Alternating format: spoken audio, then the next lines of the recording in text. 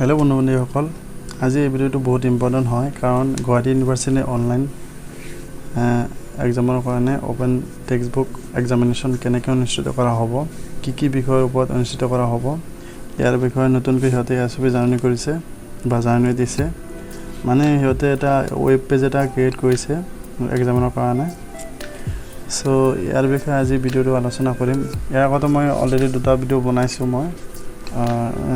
আপুনি লগে চাব পাৰে আপোনালোকে সো ইয়াতে মানে দুটা ভিডিও মই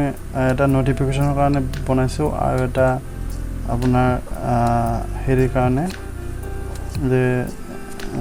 আনসাৰ স্ক্ৰিপ্ট কেনেকৈ বনাব লাগে হেতুৰ বিষয়ে আলোচনা অলৰেডি কৰিছো মই আজি মই স্ক্ৰিনিং কেনেকৈ কৰিব আৰু পিডিএফটো কেনেকৈ বনাব হেতুৰ বিষয়ে আলোচনা কৰিম এপছ কি লাগিব So how to scan your answer script to uploadable PDF important here dia ase while scanning your answer script to PDF file you should be only black and white scanning as saving color can require more file size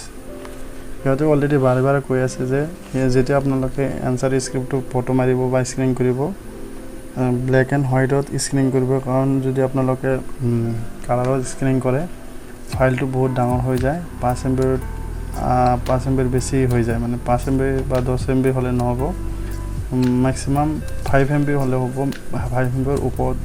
হলে হেতু upload কৰিব নোৱাৰিব answer শিটটো upload নহব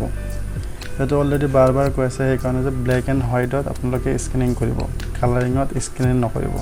suppose আপোনালোকে কালাৰিংত scanning কৰিলে পিডিএফটো বনাই দিলে কালাৰিংত যেতিয়া আপলোড কৰিব তেতিয়া ফাইলটো সাইজটো ডাঙৰ হৈ যাব 5 MB কৈ বেছি হৈ যাব আপলোড কৰিব নোৱাৰিব বহুত বাধাৰ সন্মুখীন হ'ব পাৰে সেই কাৰণে হয়তো কৈছে যে ব্ল্যাক এন্ড হোৱাইটত পিডিএফ ফাইল বনাব আৰু স্ক্ৰিনত ব্ল্যাক এন্ড হোৱাইটত মাৰিব ফৰ অপাৰেটিং সিস্টেমত লিখিছে হতে আইফোন আইফোৰ্ছৰ কাৰণে হতে কৈছে যে আইজি সকলৰ আইপড আছে হিয়তৰ কোনো এক্সট্ৰা এপছ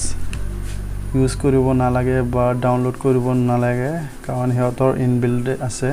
মোবাইলৰ ভিতৰত হিয়তে এপছ আছে হেতু কৈছে আৰু যে for iPhone devices such as iPhone you need not to download for apps all the iPhone devices they are built-in scanning app please check the following instruction from Apple you can use the notes app to scan documents and add signature on your iPhone iPod or iPhone touch scan a document iPhoneৰ কাৰণে কেনেকৈ document upload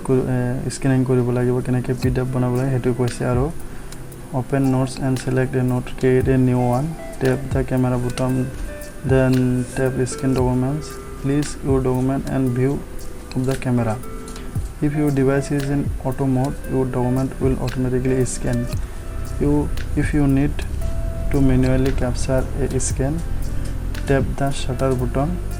or one of the volume buttons then drag the corners to adjust the scan fit the place then tap keep scan the save or additional scans to the document eto ji hokor iPhone আছে হি হকলৰ কাৰণে তলত দিয়া আছে phone Android device ji হকলৰ Android device আছে কাৰণ maximum ছাত্ৰ হকলৰ Android device থাকে so Android deviceৰ কাৰণে দিয়া আছে যে for Android devices has a smartphone from Samsung Motorola Vivo Redmi ji আছে আৰু আপোনালোকৰ there are many free apps বহুত apps আছে which can be downloaded to your device and use it for scanning your documents and convert into uploadable PDF we have listed some value along the respective links there Google Play ইয়াতে কৈছে যে scanning কৰা apps বহুত আছে ইয়াৰ ভিতৰত হিয়তে কিছুমান apps already ইয়াত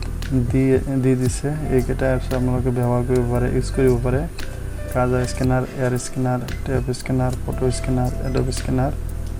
মাইক্ৰোসফট Office Lens আৰু টিনি স্ক্যানাৰ এইকেইটা এপছ আপোনালোকে ইউজ কৰিব পাৰে যেতিয়া পিডিএফ বনাব